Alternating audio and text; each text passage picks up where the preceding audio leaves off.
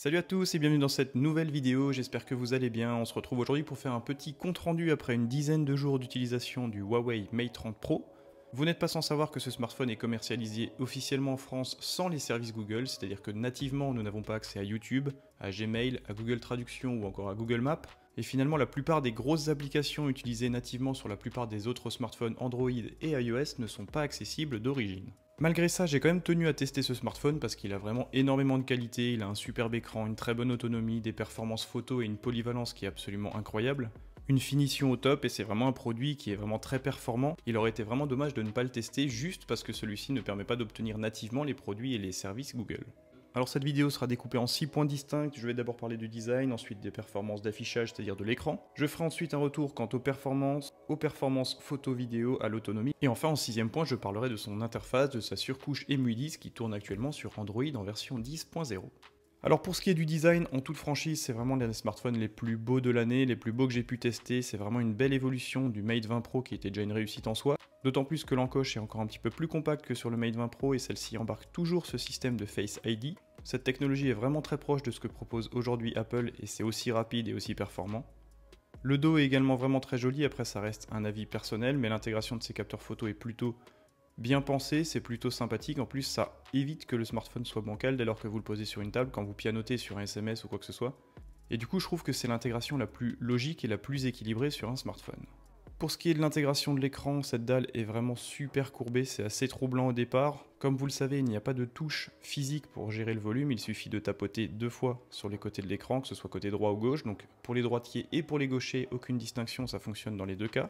Et sincèrement, on se prend vite au jeu, on apprend vite à gérer son volume comme ça n'est pas plus dérangeant qu'un autre système, d'autant plus que ce retour haptique est assez sympathique. Donc vous l'aurez compris, le design est vraiment l'un des points forts de ce smartphone, les matériaux utilisés, la finition et l'intégration des capteurs et des composants est vraiment excellente. Et cet écran qui descend vraiment très loin jusqu'à la coque arrière donne vraiment une immersion complète qui est plutôt agréable. Le deuxième point, ce sera bien sûr son écran. Ce smartphone est équipé d'un énorme écran de 6,53 pouces, c'est une définition Full HD+, donc du 2400 par 1176 pixels en technologie OLED. Là encore, rien à redire, taux de contraste excellent, luminosité maximum excellent, un taux de lisibilité à l'extérieur quand il y a du soleil vraiment très bon. Et du coup, c'est un smartphone qu'on adore regarder, on adore regarder des contenus multimédia dessus, c'est vraiment très flatteur pour l'œil. Et l'absence de bordure latérale comme ça renforce encore cette impression de qualité, d'immersion dans l'image, c'est vraiment super agréable et c'est ni plus ni moins qu'un des meilleurs écrans que j'ai pu tester. Le seul petit bémol quant à l'écran qui est plutôt lié au logiciel, c'est que chaque matin il faut systématiquement désactiver la gestion automatique de la luminosité, alors je sais pas de quoi ça vient. J'ai un peu fouillé dans les paramètres de batterie, j'ai fouillé dans les paramétrages un petit peu plus poussés, et quoi qu'il arrive, tous les matins, il faudra rebasculer en mode gestion manuelle, sinon ce smartphone aura toujours tendance un petit peu à gérer lui-même la luminosité, du coup le matin à tomber comme ça en termes d'éclairage, et ça peut être un petit peu gênant. Moi j'aime vraiment avoir toujours un écran éclatant, et j'avais déjà connu ce problème à l'époque sur le Mate 20 Pro, celui-ci gérait systématiquement sa luminosité, quel que soit le paramétrage enregistré. En troisième point, je vais vous parler de ses performances. Là encore, c'est vraiment du tout bon. Ce smartphone tourne aujourd'hui avec le dernier processeur Kirin 990. Il est couplé à un GPU Mali G76 en version MP16. Vous avez 8 Go de RAM et c'est vraiment un smartphone qui est très véloce, très performant. Aucun problème de ralentissement, que ce soit dans les jeux vidéo, dans les grosses applications de montage vidéo, etc. Et point intéressant, surtout par rapport au Xiaomi Mi Note 10 que j'ai testé tout récemment, si vous faites des photos assez lourdes en 40 mégapixels ou si vous prenez des vidéos ultra slow motion à plus de 7000 images par seconde, le smartphone ne ralentit jamais ou presque.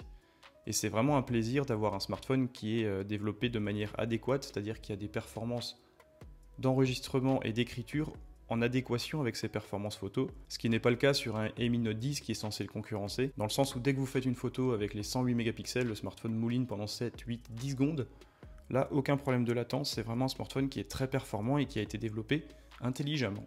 Pour la partie photo, là encore c'est vraiment excellent, c'est vraiment très polyvalent. Si vous me suivez sur Instagram et sur Twitter, j'ai partagé énormément de photos réalisées avec ce smartphone ces derniers jours. Le premier capteur, c'est bien sûr le capteur de 40 mégapixels, c'est une optique de 27 mm avec une ouverture à f1.6, une stabilisation optique et électronique, les résultats sont simplement excellents. Une très bonne gestion des contrastes, énormément de détails sur les photos. La colorimétrie est bien gérée, c'est vraiment très bon. On s'éloigne un petit peu de ce que proposait Huawei à l'époque avec des couleurs sursaturées, avec vraiment quelque chose qui flattait l'œil.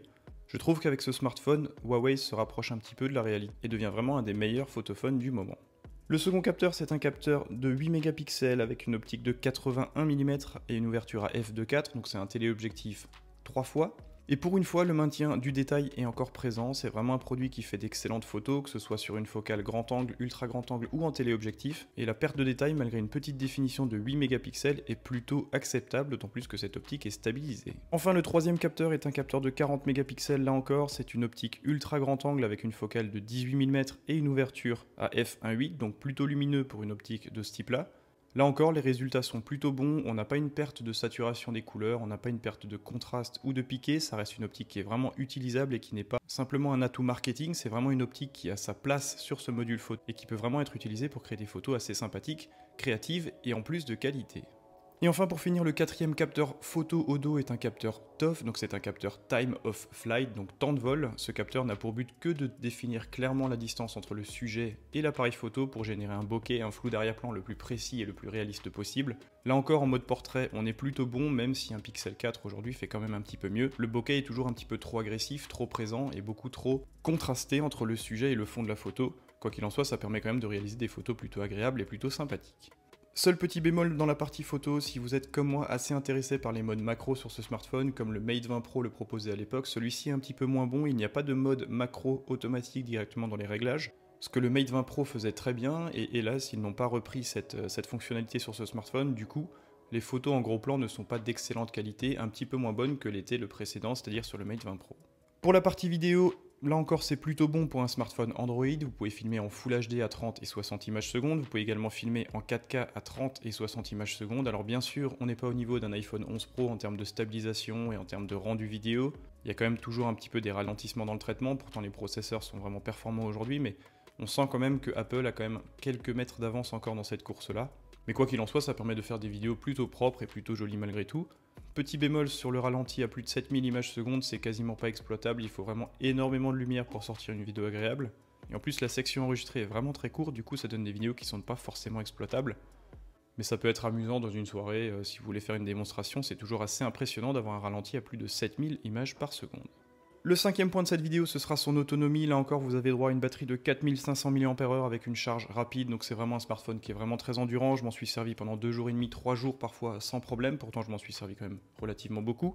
Donc c'est un smartphone qui a vraiment une endurance excellente. Vous pouvez en plus basculer sur différents modes de gestion, performance, économie d'énergie ou alimentation ultra. Donc si vous cherchez un smartphone qui est très endurant et qui est performant, qui propose des vidéos et des photos assez intéressantes et un écran de très bonne qualité, en toute franchise, le Mate 30 Pro n'est pas à exclure de la négociation parce qu'il n'y a simplement pas les services Google dessus, parce qu'il a énormément d'atouts qui en font un smartphone malgré tout très intéressant.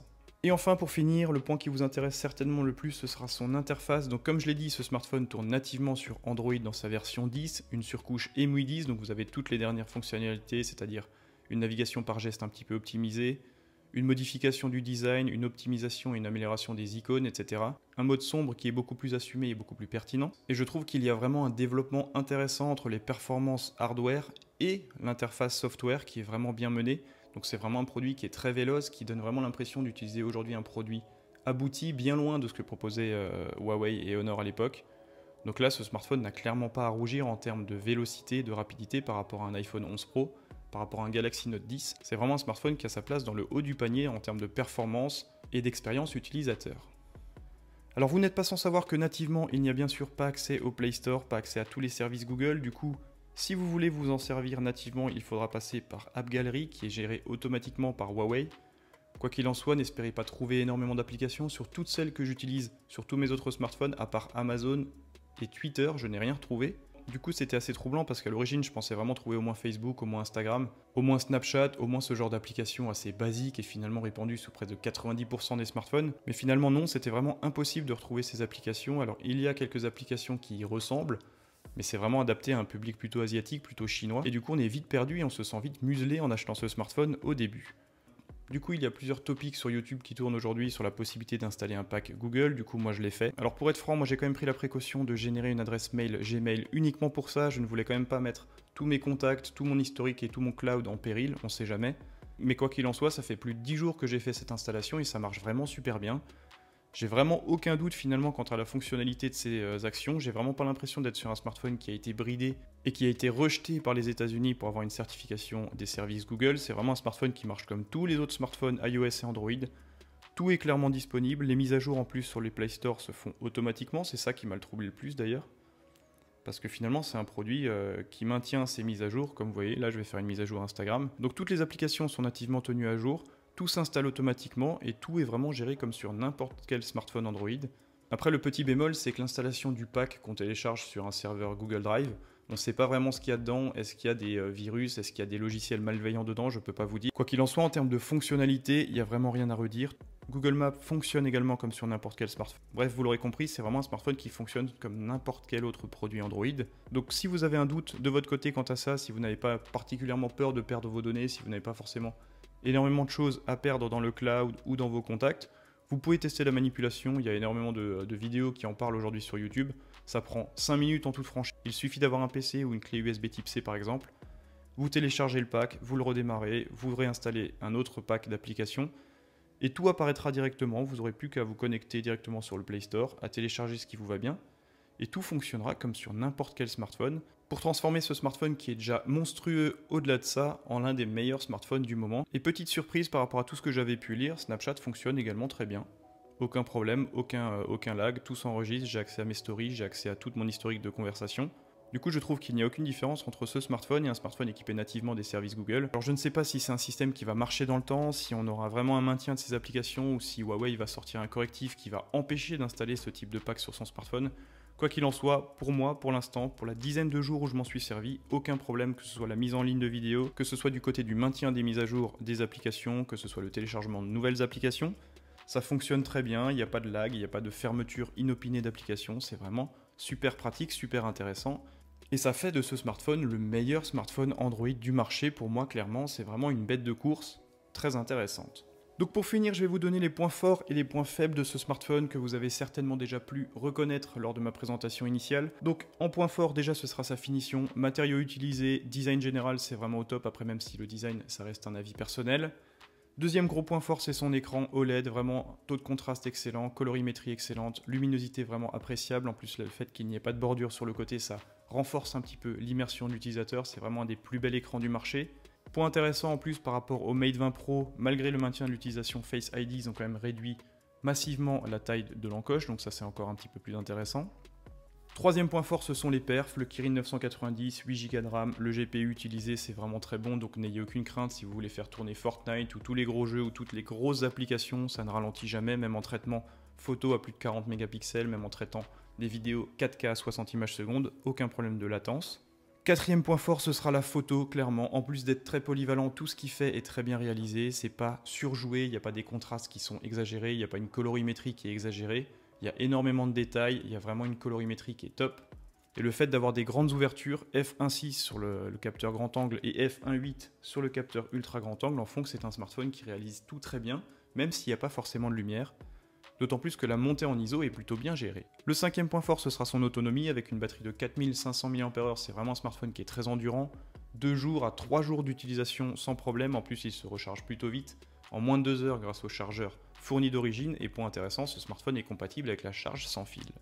Et enfin, en sixième point fort, par rapport à tout ce que j'ai pu tester jusqu'à aujourd'hui sur les smartphones Android, c'est le déverrouillage Face ID qui fonctionne très bien.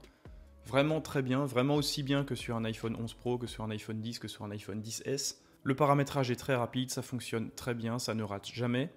Donc c'est vraiment très agréable de retrouver aujourd'hui un smartphone Android en plus du Pixel 4 qui propose une technologie proche de celle que propose aujourd'hui Apple et qui fonctionne tout aussi bien, tout aussi naturellement et tout aussi rapidement.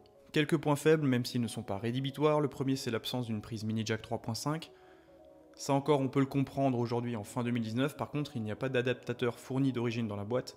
Il y a plus de 1000 € le smartphone, c'est quand même dommage. Ils auraient pu au moins fournir ce petit adaptateur pour permettre aux gens qui utilisent encore aujourd'hui des casques ou des écouteurs filaires de pouvoir continuer à s'en servir. Deuxième point qui est vraiment super embêtant sur ce smartphone, c'est la restitution sonore du haut-parleur. C'est un haut-parleur mono. Et sincèrement, si vous regardez une vidéo sur YouTube ou sur une autre plateforme, la restitution sonore du haut-parleur est vraiment criarde. En plus, c'est un haut-parleur mono, donc on a vraiment plus l'habitude aujourd'hui d'avoir une seule source de son quand on regarde une vidéo, surtout sur un smartphone de cette qualité d'affichage. Et ça, c'est vraiment le gros point qui pêche pour moi sur ce smartphone, si ce n'est le plus gros point négatif de ce smartphone, c'est sa restitution audio avec son haut-parleur. Après, en restitution Bluetooth, etc., aucun problème, tout est très bon. Vraiment, la restitution sonore de ce haut-parleur, c'est vraiment un gros point faible. Le troisième point, bien sûr, ce sera que nativement, ce smartphone ne propose pas les services Google Play, mais après, est-ce qu'on peut en vouloir à Huawei? Pas vraiment, je pense qu'ils sont plutôt victimes. Enfin, je ne veux pas rentrer dans un débat géopolitique, mais je pense qu'ils sont plutôt victimes et qu'ils auraient vraiment aimé proposer un smartphone aujourd'hui complet avec des services Google pour vraiment concurrencer les Note 10, les iPhone 11 Pro, etc. Mais quoi qu'il en soit, avec toutes les petites techniques qui existent aujourd'hui, vous pouvez quand même vous débrouiller pour avoir accès à ces applications, même si en termes de sécurité, on ne sait pas où ça nous mène. Si vous avez des doutes, faites comme moi, vous créez une adresse mail spécifique pour ça, vous rapatriez pas trop vos contacts, pas trop toutes vos photos qu'il y a sur le cloud, et vous tatillonnez comme ça, vous prenez un petit peu confiance pour voir si selon vous ça peut être safe ou pas. D'autant plus que toutes les applications que j'ai installées qui m'ont permis d'installer le Play Store ont été analysées par un système antivirus et rien n'a été détecté, rien d'anormal n'a été détecté. Et enfin pour finir, ce sera les traces de doigts. Ce smartphone est vraiment un aimant à traces de doigts. Ça peut être gênant, d'autant plus que ce smartphone est super joli, donc on a vraiment toujours tendance à vouloir le regarder. Mais dans cette version Silver, c'est vrai que c'est un aimant à traces de doigts. Et il serait vraiment bon quand même qu'en 2020, les fabricants de coques trouvent un système oléophobique performant. Parce que je suis persuadé qu'on arrive aujourd'hui à faire des technologies et des verres qui sont complètement traités contre les traces de doigts. Et il aurait été vraiment intéressant de le retrouver sur ce smartphone. Voilà, je vous remercie d'avoir suivi cette vidéo, merci d'être toujours plus nombreux sur ma chaîne. N'hésitez pas à me rejoindre sur Twitter et sur Instagram, et à vous abonner également si ça vous fait plaisir. Dites-moi dans les commentaires si ce smartphone peut vous intéresser, si vous avez confiance ou non dans ces différents packs qui permettent d'accéder aujourd'hui au Play Store. Quoi qu'il en soit, pour moi, c'était vraiment l'un des meilleurs smartphones Android que j'ai pu tester, un des meilleurs smartphones de l'année. Tout est réuni sur ce produit pour être absolument excellent en termes d'expérience utilisateur, des excellentes photos, un écran excellent, une très bonne autonomie, des performances de haute volée, une technologie de déverrouillage facial qui fonctionne super bien, et une surcouche EMU10 qui est enfin jolie, enfin un petit peu moins vieillissante, enfin plus dans l'air du temps. Donc voilà, c'était vraiment un super moment que d'utiliser ce Mate 30 Pro. N'hésitez pas à me dire dans les commentaires ce que vous en pensez et on se retrouve très prochainement pour d'autres tests. À très bientôt.